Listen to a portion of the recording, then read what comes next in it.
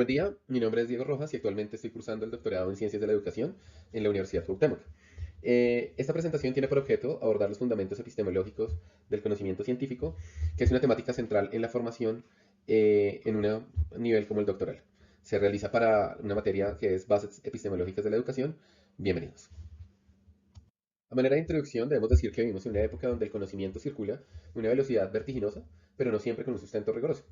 Esta presentación busca mostrar el conocimiento científico desde una óptica filosófica contemporánea y reflexionar sobre lo que entendemos como ciencia, cómo se construye, por qué sus métodos son relevantes, lo que tiene que ver con las políticas públicas, desde un texto del autor Diegues del 2024, quien cuestiona varias ideas establecidas que en muchos casos pueden llegar a ser románticas sobre la ciencia. Esta presentación parte del supuesto que educar científicamente no es adoctrinar con certezas, sino formar en el arte de dudar, preguntar, contrastar y, ante todo, argumentar. Para iniciar, el conocimiento científico, como lo plantea Diegues, no es una simple acumulación de datos, sino una forma de comprensión estructurada del mundo, el cual se basa en la observación, una inferencia lógica y sobre todo en la capacidad de explicar fenómenos naturales y sociales.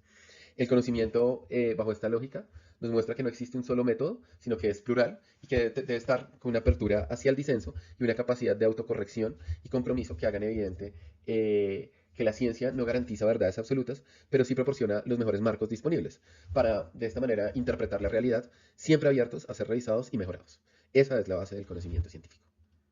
Dentro del desarrollo del texto, uno de los aportes que yo considero más interesantes de este autor es la distinción que él hace del papel que juegan las ciencias en las políticas públicas.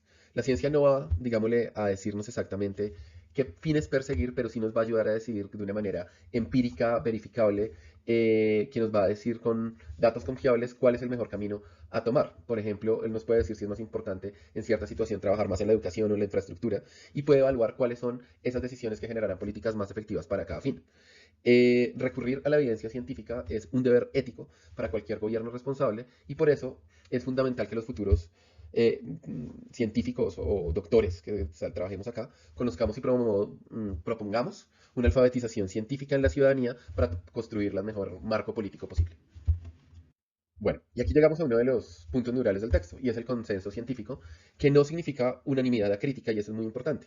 Esto es más bien el resultado de un proceso riguroso, donde distintas investigaciones llegan a conclusiones similares a través de métodos que pueden llegar a ser replicables y revisados por pares, y esto es muy importante. El autor nos destaca que el consenso permite consolidar temporalmente algunos conocimientos, no sé, el cambio climático, la eficiencia de las vacunas, bueno, muchas cosas, y sirve de base para tomar decisiones colectivas. En otras palabras, el consenso es una forma de autoridad epistémica, pero no un dogma, ya que está sujeto al cambio y a la revisión. Se construye, se revisa y se puede superar, pero cumple una función esencial en el avance del saber. En ese mismo sentido, podemos hablar del disenso científico, el cual el autor refleja que es el verdadero motor del conocimiento, un poco más que el consenso.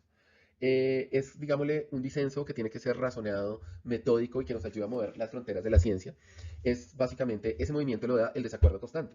Nuevas hipótesis que van a desafiar lo que ya existe y que en muchos casos los grandes descubrimientos surgen de una confrontación directa de ideas. En palabras de Diegues, el disenso no es una anomalía, sino una característica inherente al progreso científico. Por tal motivo es importante fomentar un pensamiento crítico, argumentado, lógico, que dé una señal de vitalidad intelectual todo el tiempo. Y aquí llegamos al punto neural del texto, la diferencia entre ciencia y pseudociencia. Esta diapositiva, que no es la más estética, pero sí creo la que mejor resume los principales criterios que nos permiten distinguir entre ciencia y pseudociencia, que en un contexto como el actual es muy importante. Como lo afirma Popper, una teoría científica debe ser falseable, es decir, debe poder ser refutada por la experiencia. La pseudociencia, en cambio, siempre encuentra una manera de acomodar cualquier resultado a sus creencias previas. Mientras que la ciencia se revisa, se publica, tiene unos árbitros que aceptan la publicación y, lo más importante, acepta los errores, la pseudociencia se resiste a la crítica. Evita el debate técnico, recurre a la emocionalidad, a una autoridad carismática, pero no necesariamente a los hechos científicos. El peligro en este caso no es solo intelectual, ya que movimientos como antivacunas o teorías conspirativas pueden tener efectos devastadores en la democracia y en el consenso público. A manera de bonus track, si se pudiera decir así, debemos decir que una de las cosas más importantes de las que nos habla el texto es de superar el mito del método científico único, ya que es un error pensar que hay un único método válido. Él lo desmonta y ese mito muestra que la ciencia es plural, sus procedimientos, y que las ciencias sociales no investigan igual que las ciencias naturales. Y ahí es importante porque como docentes e investigadores debemos enseñar esa y conocer además esa flexibilidad metodológica sin sacrificar algo muy importante que es el rigor intelectual. A modo de síntesis o conclusión, se puede decir que la ciencia no es una doctrina cerrada, sino que más bien es un proyecto abierto, colectivo, perfectible, que se sostiene sobre un diálogo crítico con evidencias y que frente al avance de la pseudociencia, el pensamiento mágico y esa lógica de la posverdad, nuestra labor como estudiantes de un doctorado debe ser formar una búsqueda constante de la verdad, una duda razonable, un juicio argumentado, que como bien lo explica Diegues, defender la ciencia es defender la racionalidad.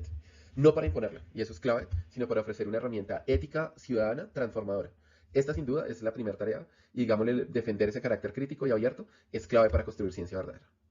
Finalmente, esta presentación se sustenta bajo el texto de Diegues, que se encuentra en eLibro y que se la recomiendo porque es un texto sencillo pero muy profundo en su contenido.